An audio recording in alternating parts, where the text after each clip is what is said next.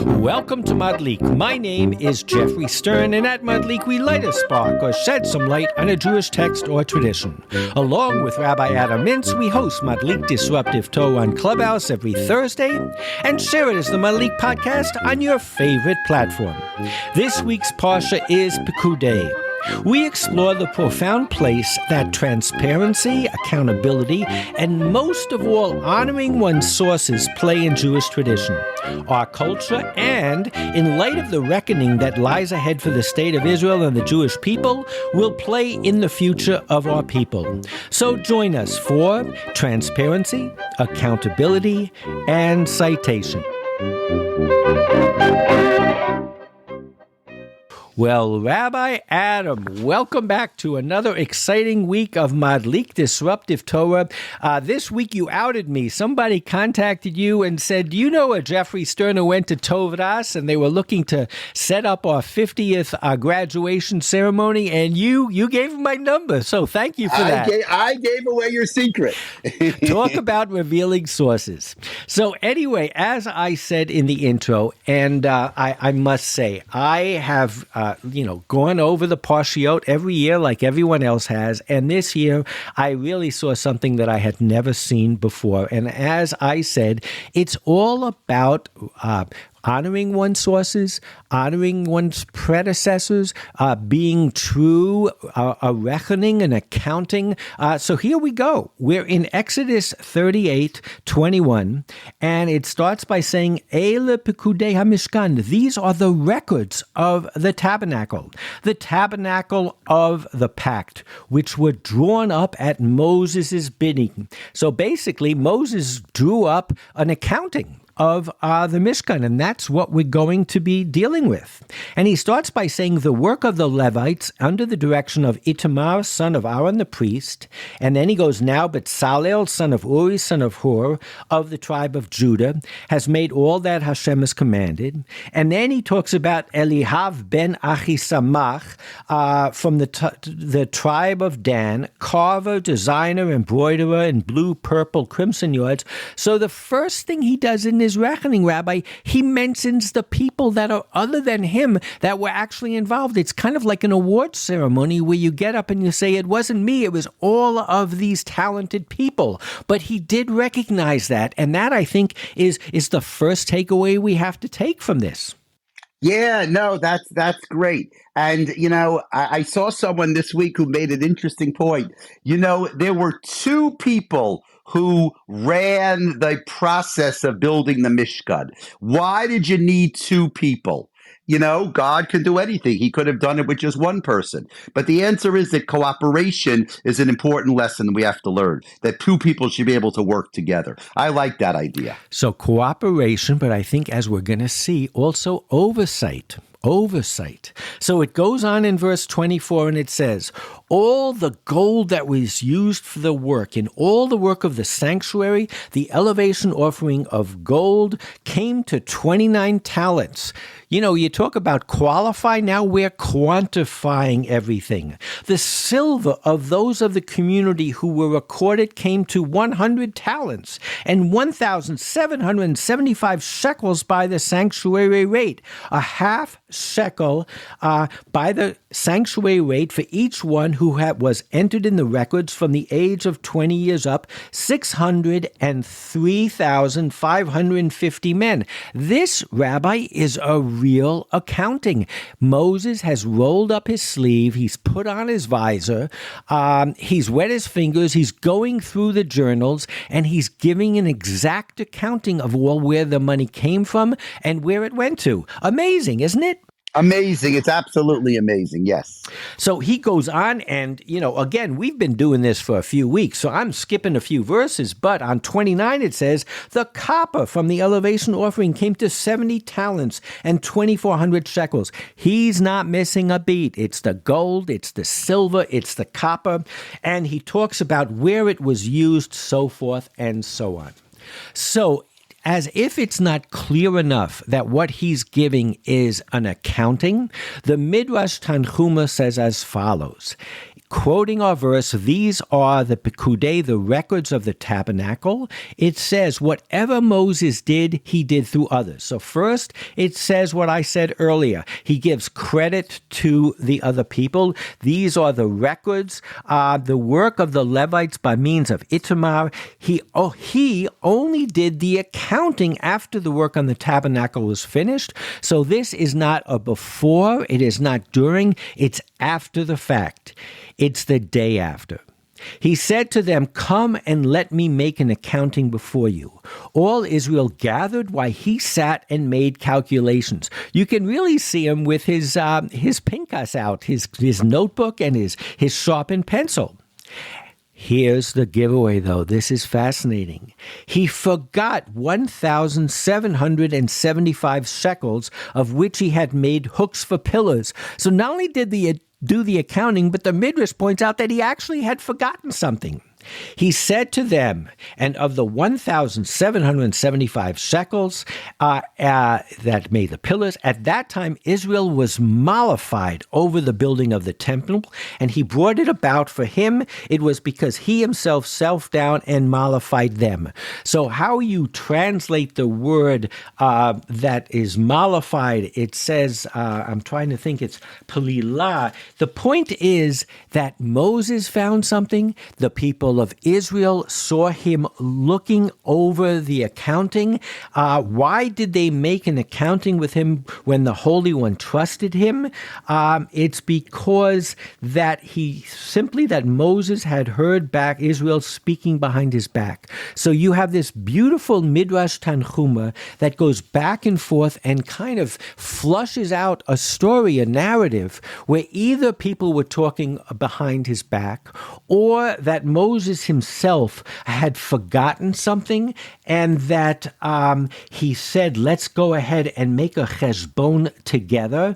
The nitpayasu seems to be this word that somehow he realized he had to drill down to the details. But this is, we've read so many midrashic stories about Moses, and many of them are critical of him. Here, it's really in the text. I mean, something precipitated that Moses had to make this accounting. There's no question of it. Clearly, the Midrash does a great job in flushing out a fascinating, dramatic, intriguing story. What do you think? I think it's great. It's interesting because when you read the text this week, there's not very much drama in the text. And that's why it's amazing when the Midrash adds the drama that the text doesn't have. You have to look at the source sheet because it goes on and it says, what were they saying? What were the children of Israel saying behind Moses' back? So Rabbi Isaac said, remember Rabbi Isaac? He did the first commentary on the whole Torah. He talked about why does it begin in Bereshit? He says they were saying in his favor. So some people were talking about Moses behind his back in a favorable manner. Blessed is she who bore this man. All his day, the Holy One speaks with him. All his days, he genuinely belongs to the Holy One. And all the people would rise and stare after him. But Rav Hama said they were saying it to his ganai. They were saying it to his shame. Look at that fat neck. Look at the fat thighs. Moses is eating from what belongs to Jews and drinking from what belongs to Jews. For everything he possesses comes from the Jews. Then an associate of his would reply, would you not want a person in charge of the work on the tabernacle to be wealthy? As soon as Moses heard that, he said to them, by your life, b'chayechem, after the temple is finished, I am making an accounting with you. Thus it says, these are the records of the tabernacle. So according to this midrash, but I would argue the text is pretty clear. You cannot read this any way other than to say it is an accounting. You can discuss why there was an accounting, but clearly there was an accounting, and there were two features to the accountant that are important. One, he gives recognition to the people who did the actual work and made the contribution in terms of their creativity. And two, he takes account of all of the money that came in, and he takes that all very seriously. What an amazing lesson that is in leadership. That is an amazing lesson. I mean, it shows you that he wasn't just a religious leader. He wasn't only what you would call a Rosh Yeshiva, right? He was someone who really cared to make sure that everything was honest and everything was organized and everything was accounted for. That's really amazing, isn't it? It is. And of course, you can't, every week we've tried to tie what we're talking about to the day, to the moment. And I already dropped the line the day after. He did this after the Mishkan was completed, but clearly he had people that were on his side. They were people against him. He felt he had to do the reckoning. I think that the lesson here, if you want to take a Jewish lesson from our Parsha, is there has to be an accounting the day after. And if we're talking about what happened on October 7th, this is the Parsha that says, it's a mitzvah, you have to do it. And you have to do it for both the people that think highly of you and those that think less of you. It's got to be done. You've got to recognize the heroes. You've got to recognize those who faltered. That is called Jewish learning. And so as long as we're talking about Jewish learning, really, and I said it in the title, we're going to talk about citation. Jews love to quote. Jews love to give recognition to prior sources. Jews love to do exactly what Moses gives us here an example of, which is recognizing and giving recognition to those who came before us, for good or bad, but literally making an accounting. So in Pirkei Avot 6:6, it talks about greater is learning Torah than priesthood. And this is a very long paragraph. I suggest you all look it up in the Sefaria source sheet. And it talks about 48 things that are important for learning. And obviously, it brings the obvious ones. You should learn with awe and fear.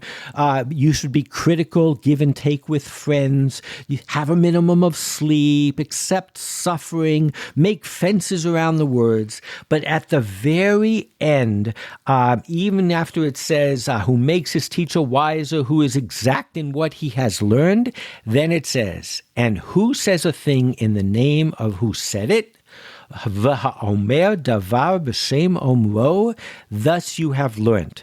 Everyone who says a thing in the name of him who said it brings deliverance into the world. V'ha'omer davar b'shem omro mevi geula la'olam. And where does he learn it? He learns it from Esther, who recounted to the king Mordechai's name.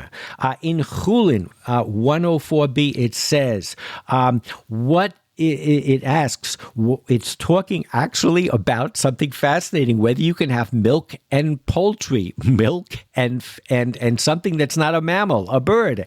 And it says it's important that you identify your source. Whoever reports a statement in the name of the one who said it brings redemption to the world. Kol ha'omer davar b'shem omro mevi geula la'olam. And again, here it flushes it out a little bit more. We're about to read the Megillah with respect to the incident of Bigtan and Teresh, and Esther reported it to the king in the name of Mordechai.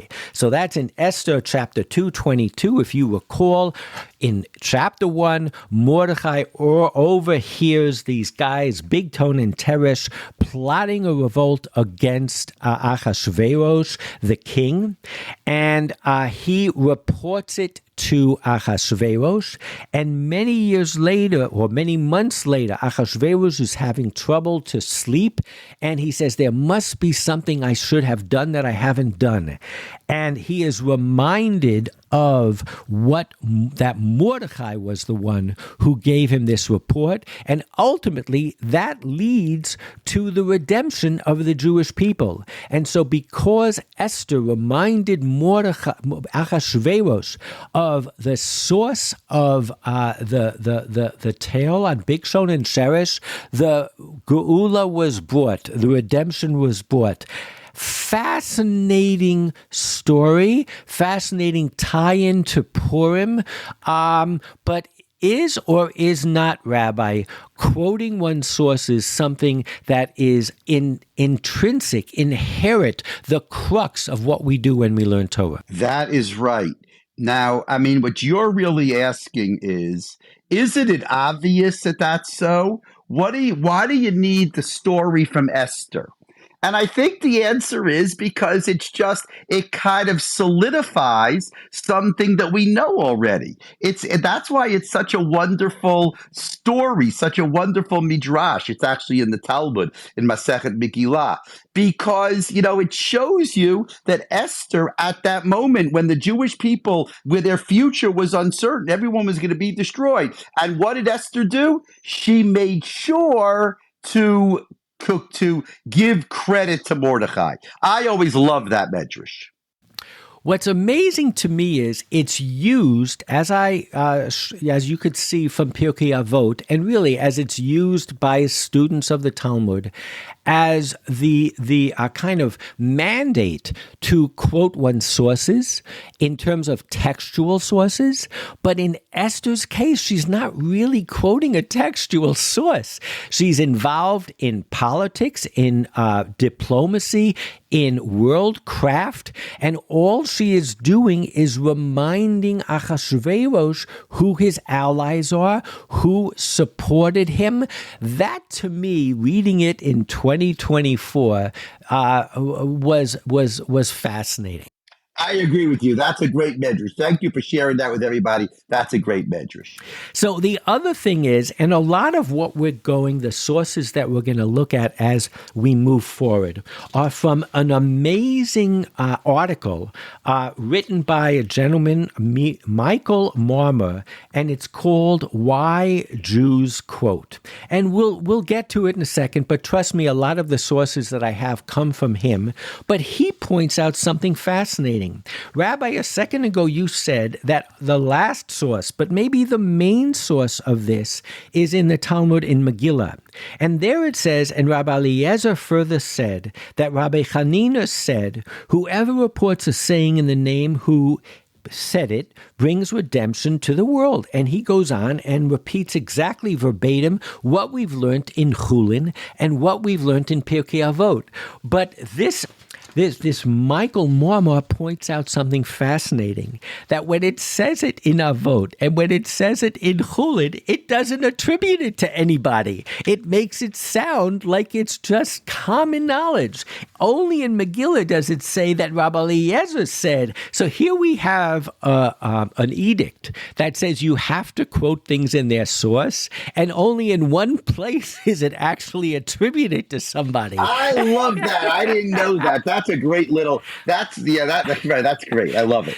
So what his point is just beware of quotation. I mean, we've discussed this many times, Rabbi, when the rabbis will create a rule and they'll pin it on a verse. It's called an asmachta. They literally hook it on, lean it on. Quotation can be used in many different ways. For Jews, quotation is a way of expressing one's originality. If we do anything on Madlik, is we always quote sources, but hopefully once in a while we put them together in an innovative way. But if Madlik is an example of anything, especially vis-a-vis our source sheets, it's quoting. It's using texts. It's saying it's nothing to come up with an idea on your own. The genius of Judas learning is to find a text that already includes a kernel of your idea. I just think it's so appropriate. It's really the crux of Jewish learning, I think. If somebody comes and says something totally new and doesn't quote a verse, doesn't refer it to the Talmud, you go, well, that's nice. But that's not Jewish learning. I mean, that's right. You see, usually you think that what we like to do is we like to have an idea that's original. But Judaism doesn't really have that. I mean, you want to be creative, but you're smartest if you say something that's already been said. I have that in my Talmud class in Maharat. They're most happy. They ask a question, and I say, that's a brilliant question. Tosfot asked that question. Meaning, if the question wasn't asked by anybody before, so then you ask whether it's a good question. But if Tosfot asked that question, then it's a real question. But again, it never stymied originality. And if you think in terms of science and all great knowledge is built on the shoulders of one's predecessors. There is it doesn't come from nowhere. Even if you do a paradigm shift and you go in a different direction, it's all built on prior learning. It's done based on what Moses did at the beginning of the portion. It's taking into account facts, experience, and that, I think, is part and parcel of Jewish learning. I want to just keep going. The Mishnah in Ediot asks a wonderful question. It says, why do they record the opinion of a single person among the many when the halacha must be according to the opinion of the many? Why do we bother? Rabbi, if we took all the opinions from the Talmud that we don't follow in the halacha, we would probably shorten it by 80%. We'd save ourselves a lot of trouble, wouldn't we? We wouldn't. So what is the answer? It says, so that if a court prefers the opinion of the single person, it may depend on him. V'yismoch alav. And it also, Rabbi Judah said, so that why do they record the opinion of a single person? So that if a man shall say, thus I have received the tradition, it may be said to him, according to the refuted opinion of that individual, did you hear it? Ki divrei ish peloni shamata. So it gives two fascinating answers. Number one, it says there might be a court in the future that might rule like the minority, or even more than the minority, the individual opinion. Some mutation of thought might be necessary sometime in the future. So the court, which represents a majority, will be able to cull that minority opinion. It's just brilliant, and it comes up even till today that it's so important when the Supreme Court makes an opinion. It records the minority opinion, because you never know. I mean, that is so powerful. And then the other thing it says is, so that if somebody says something that seems a little odd and a little strange, we shouldn't snuff him out, because he can say, Kedivrei ish peloni shamata. It creates a context and an environment that we invite people to have differing opinions. It's great. That's really nice. I mean, so there's quoting, and there's different opinions, and there's minority opinions. Meaning, there's the rich. I think, Geoffrey, what this Rabbi Marmer is really saying is that the richness of our tradition is in the ability to quote different opinions. It certainly is an important, critical part. We like to say every week, this is the most important thing, but anyone who studies Torah knows opinions matter. Quoting one's opinions, valuing opinions that you disagree with, that's what it's all about. So let's go on. We only have a limited time, and we have all these opinions. In Hoyot 14, it has a discussion of Rabbi Yehuda Hanasi's son said to him, who are those sages whose water we drink, but whose names we do not mention? So any of you who have read As a Driven Leaf by Milton Steinberg will know what I'm talking about. And if you haven't read As a Driven Leaf by Milton Steinberg, you should read it. Buy it and get it.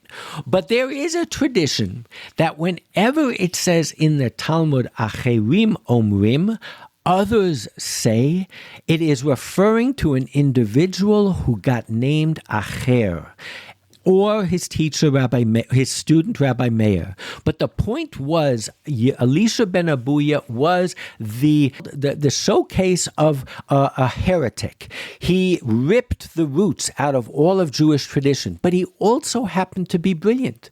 And he also happened to have amazing teachings. So the rabbis were in a quandary. How do we quote him and not give him credit? So they call it, they say Acherim Omrim, which is a beautiful thing. If it truly does refer to Elisha ben Abuya, here is a way that we're quoting somebody, we're giving him credit by not giving him credit, which gives him credit. It's great, isn't it? It absolutely is, but it just shows you how important the sages took quoting somebody by name. And the Talmud in Huriot goes on to say, well, what happens if the sage didn't have a lasting impression? Maybe then you can start quoting him by name.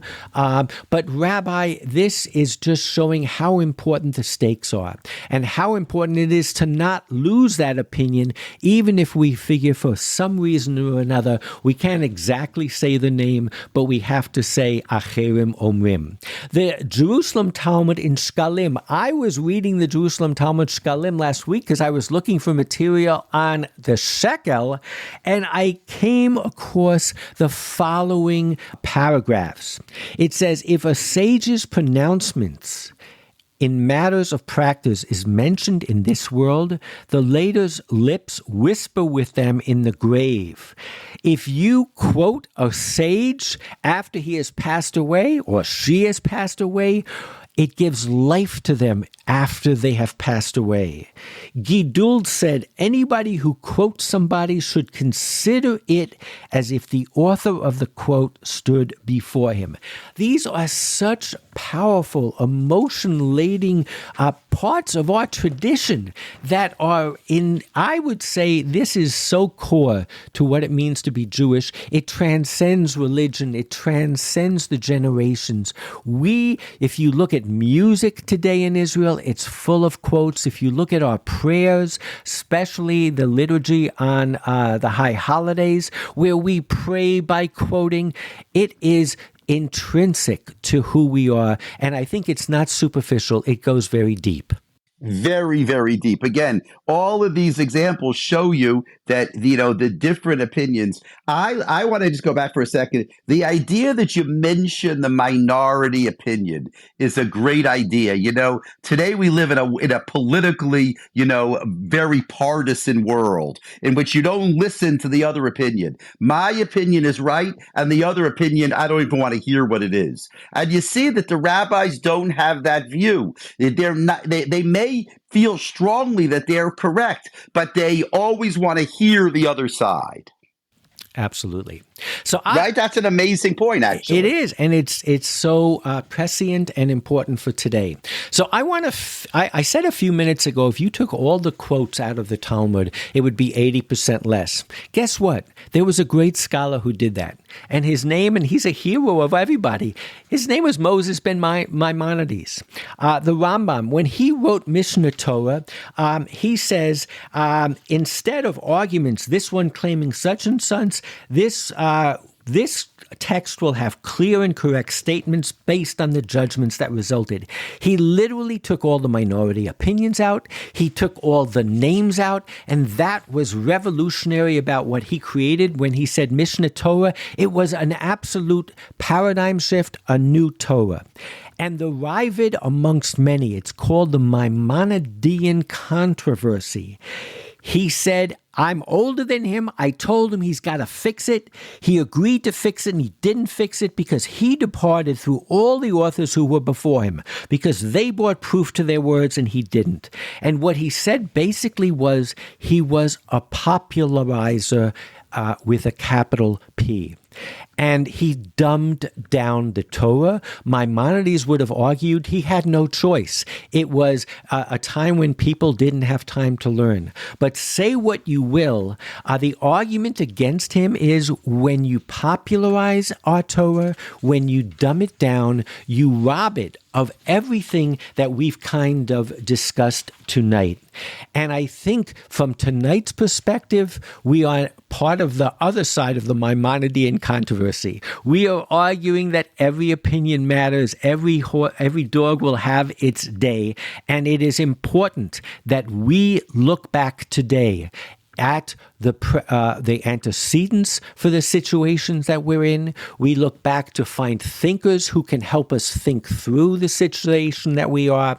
I want to end with a little snippet from Daniel Gordis's interview that he had this week with Ari Shavit. And he interviewed Ari Shavit, and it was called Dumbing Down of Israeli Politics. And I'm going to play it, and then we're going to end by discussing it very briefly. So here it is. Because of the extremists, because of a kind of, excuse my expression, kind of dumbing down of Israeli politics, all this Jewish wisdom. No, when we had nothing, Ben Gurion, Abba Eban, Begin, think about it, they were all giants. Where are they?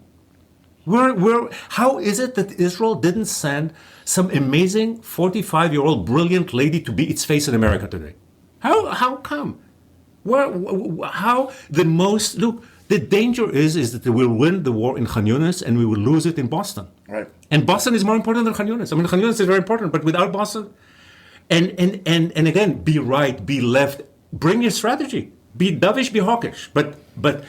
And the lack of strategy troubles me. And we are, never mind like the first week, but we are months into it. So I just thought that was amazing that he said we're ignoring the most Jewish thing that we do. We're ignoring looking back at the giants of the past, but also giving voice to the individuals who have a different perspective today. I think Pekudei, we have to do at this moment exactly what Moses did after the finishing of the temple. The day after the Mishkan was built, he had to do a reckoning, he had to do a cheshbon, he had to talk about the individuals, he had to talk about the ideas, he had to know where everything was. This is a marching order. This is so powerful.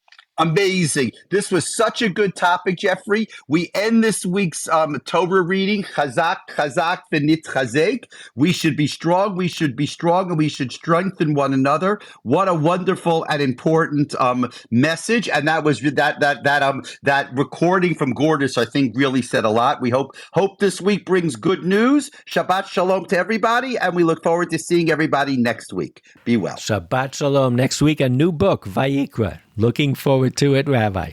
Yochanan. Yes, so you mentioned Elisha ben Avuya, and Elisha ben Avuya is mentioned one time in Pirkei Avot in the same chapter you mentioned, in the 6th chapter. But what's interesting is that in the same paragraph, it says after, don't look at the kankan, don't look at the bottle of wine, but look at the inside. So I think some people say this was a hint that don't look at the heretic. Sometimes they, like the Rambam, like Maimonides says, take the truth from whoever said it, even from heretics. So even if Acher Elisha ben Avuya became a heretic, but if he says something that is true and smart, you still take it from him. Dear listeners, normally, we don't include the little pregame that Rabbi Adam and I have before each episode on Clubhouse. But I wanted to share with you this week's banter because I got a call from someone from the yeshiva that I went to 50 years ago, and it turns out that I was outed by Rabbi Adams. So the conversation will pick up from there. I hope you enjoy. You don't have to listen to us on Clubhouse. Listen to us as a podcast. Give us a like, give us a few stars, write us a review, but I hope you enjoy this. Shabbat Shalom. And you know what they said to me? They said, we said we see that you are friendly with a graduate of ours. I said, how in the world? They don't know me. I'm friendly with the Rosh Yeshiva. I went to YU with the Rosh Yeshiva, so they don't know me either. And obviously, I don't give them any money, but I'm friendly with the Rosh Yeshiva. So they said, we see that you're friendly with our graduate. I said, who is that? And literally, they gave me the name that was the furthest from my mind. I said, who? So if you ever doubted that I actually So went that to was pretty Tabernacle, and I said, so are you coming to pull my credentials? So tell me the story. You graduated 50 years ago? Is that what happened? So it would seem. It seems just like yesterday, but I guess it was 50 years ago. Did you actually graduate Torah Vodaas High School? Absolutely. Absolutely, yes. Yes. That's where your high school diploma's from. That's where it's from. If you come to visit me at my PF office, I have my Columbia. Oh, you have it there. And I have my Torah Vodaas certificate on the wall. Oh, that's amazing. Now, did you go from there straight to Israel? No, I went 1 year to the Yeshiva of Long Beach. Oh, that was after that. Okay, yeah. And then I went to Be'er Yaakov for 2 years. So that was it. So you had 1 year in Long Beach, and then 2 years in Be'er Yaakov. Then you came back, and then you went to college, or you did something else? Almost. Rav Shlomo Volba from Be'er Yaakov asked that I go to see Rav Yitzchak Hutner. And he had so you went to Chaim Berlin. He gave me a letter to give to Rabbi Hutner. I'd love to get that letter. If there's anybody who is dealing with the archives of Rabbi Yitzchak Hutner, please contact me. So I walk into his office, and I hand him the letter, and I have a feeling the letter said, listen, Rav Hutner, you're our last chance. This guy is on the way out. It's up to you. And Rav Hutner didn't take the bait. He says to me, listen, right now you're Bein Hashmashas. You're neither day or night. You're that moment between Shabbat where we don't know whether it's Kodesh or Chol. He goes, I'm not going to entertain your questions or talk to you. He goes, if you want to go to Columbia and then come talk to me. So I did go to Columbia. I came back. He still didn't talk to me. And the directions he gave at his yeshiva was that I could study in the base medrash, but I couldn't have a chavrusa. Really? And the mashgiach there was a guy named Shlomo Kolbach. He was related to the famous Shlomo Kolbach. He was a cousin or something, yes, right? He was a wonderful, warm person, and he was very nice to me. But I don't think... So I'm going to tell you about that Shlomo Kalbach, who was the mashgiach who was nice to you. His daughter, her name is Elisheva Kalbach. She is the Salo Baron Professor of Jewish History in Columbia University. And I've read her stuff. I've read her stuff. Isn't that a funny She's amazing. thing? She's amazing. She's amazing. That's Shlomo Kalbach's daughter. Because Sharon... I know her also, but Sharon is friendly with her because they've done exhibitions together. And so she was sitting Shiva for Shlomo Kalbach, and we went to pay a Shiva call.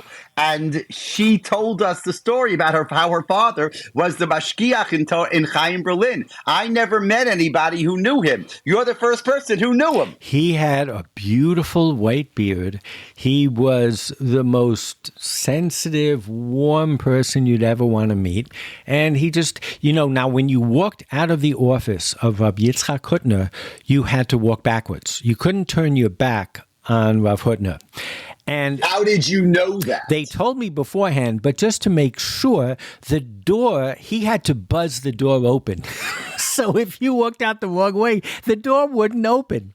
And that's great. Now, what I would like to say, though, is that if you look at Hadar Institute, they are very much into Musar, and they are very much into studying Pachad Yitzchak. They like him, right? He was very brilliant, Rabbi Hutner. He was kind of intimidating looking, wasn't he? Rav Hutner, He was big, yeah, right? absolutely. Now, when I was studying at Be'er Yaakov, Rav Volba took me to see him also, because I had read a book by the Gra, on the Gra, and it had mentioned a thinker named Menashe Me'elia. And I was intrigued by him because he was a maskil before there were maskilim. He basically, and he tried to make peace between the Gra and the Chabad Rebbe, the first Chabad Rebbe. He was like this Renaissance man, but within the tradition. And he says, well, you have to talk to Rav Hutner. He knows all about him. And it turns out at Columbia, there was a professor, Barzilai, in the Hebrew department who wrote a book on Menashe Me'elia. So, I mean, it's like so many things connected, but with Rav Hutner, Rav Volba was very close to him, and I think Rav Volba just felt that he could help me, in quotes, and it didn't quite work out, although who knows, you know? And in terms of this 50-year reunion, I don't know. It could be interesting. I might go. Who knows? That's great. I assume it's only for men, but I don't know. I'll check it out. And he asked me if I was in touch with any of my prior students, and I am with two. I mentioned them. I probably gave them away. And he asked me who my teachers were, my Rabbeim were, and a lot of them had either passed away or are not in great shape. But we schmoozed for like 10 minutes. I enjoyed every minute of it. And I don't know how he found me. I wonder if it was through the podcast, because I said I do a podcast with Rabbi Mintz, and he didn't, say anything. So, but he was very, very open and nice, and just all he wanted to do, I say, you looking for a contribution? He goes, no, that's a different call. This is about the reunion. That's funny. Okay. So it was, I would say it was a nice point in the week, and I have to say, and you get some credit. You get some credit for that. That's great. Oh boy, that's great. So that was nice in my week. Tell me about your week. My week, I did conversions this morning, and that was nice. We actually had a young woman who's a student in NYU whose father is Jewish and her mother was not, and she came to NYU and she became involved in the Jewish community and the Orthodox community, and she actually converted. We haven't had a college student in a long time, so that was really sweet and really, really nice. Now, let me ask you something. Do you treat someone whose father was Jewish different than someone who has two parents who are not Jewish? So I learned from Rabbi Riskin that yes. You know, the truth of the matter is that someone whose father is Jewish, as if they come and they tell me they want to convert, then I would convert them immediately. I mean, I take advantage of the opportunity, so they take a class just to learn more. But if they push me against the wall, I would convert someone whose father was Jewish immediately. But if neither of your parents are Jewish, then I insist that you take a class first. You don't have to be totally observant, but you have to take the class first. I mean, my understanding, and maybe we should I think we've talked about this before, but it's more like coming home. I mean, Rav Riskin, and he quotes, I think, the first Sephardic chief rabbi, who's saying that, clearly what tribe you belong to follows your father. So patrilineal descent stands for something, and therefore it's different. It is different than someone who has no connection to the Jewish people. Right. I think that's absolutely right. I believe in that. That's fantastic. Okay, so that was interesting this week, and I taught, conversion is taking up a lot of time. A lot of people are interested in conversion. A lot of people are talking about different kinds of things, in terms of, expanding our conversion, the educational piece, and they want to put it online. So I have a lot of things going on, which is really exciting. You're in a growth market. What can I say? I mean, it's a good growth market. I mean, it needs to, I need to make sure that I keep my arms around it, but I'm in a growth market. That's nice. That's exciting. That's wonderful. That's really nice. Rav, dude, Yochanan, you're on the bima. Do you have something to say? We were talking about a lot of Rebbes. I'm wondering, did you know Rav Hutner? So let me tell you something. First of all, You got 2 minutes. By the way, you got 2 minutes, and then we got to start. Go.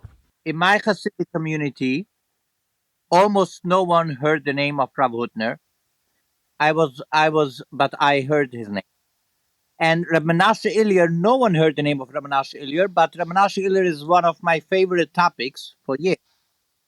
Wow! So we have to do an episode on Menashe Ilyar. I would love to do that. I want a movie to be made about him. I think that what made him so interesting? So Yochanan will correct me, but basically he was an Eloi, and he had to be. He got married for a few months. He got divorced because it wasn't the right wife. He was an Aisha that he got married to, but basically he had inventions that he made. In other words, to make life easier. He was like a Benjamin Franklin in that way. He dabbled in textual analysis that was way ahead of his time. He wrote a few Sfarim. As I said, he tried to make peace between Chabad and the Gur. He was friendly with the Gur. The Gur respected him. He was had this amazing intellect and amazing heart. What's your sense of him, Yochanan al Regel Echad? There's a big controversy about Reb Menashe Ilyar in the Haredi community. There's a big dispute between the Maskilim and the Haredim about the characteristics of Reb Menashe Ilyar. The Maskilim argued that he was a Maskil and a heretic, and the Haredim argued that that's a lie. There is the first biography of Reb Menashe Ilyar was published by a Maskil, a whole book called Ben Porat, in the year Tofresh Yud Ches, 1858. Wow! You should write a dissertation on this topic. Oh, I can have a series of 10 rooms about Reb Menashe Ilyar. Amazing. Okay, we are going to come back to Menashe Ilyar. I'm going to find, if we have to wait for the bracha that talks about Ben Porat Yosef and Alfei Menashe, we'll stick it on there. But I think we can find something earlier than that. Yochanan, as always, thank you so much for adding to the conversation.